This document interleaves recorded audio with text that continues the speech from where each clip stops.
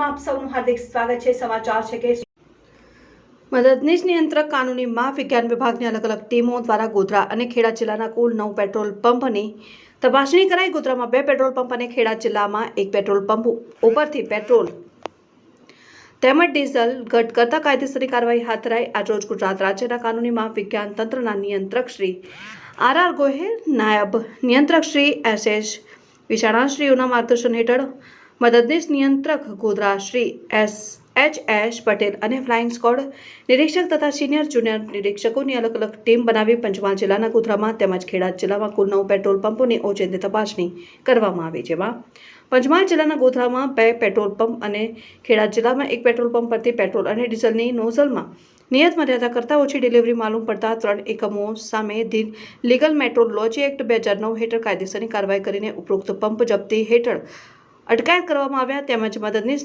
નિયંત્રક કાનૂની માં વિજ્ઞાન અને ગ્રાહક સુરક્ષા અધિકારી શ્રી ગોધરા પંચમહાલે એક અખબારી યાદીમાં જણાવ્યું। બ્યુરો ચીફ પરમાર ભગીરથ સિંહ, ન્યૂઝ 7 ઇન્ડિયા।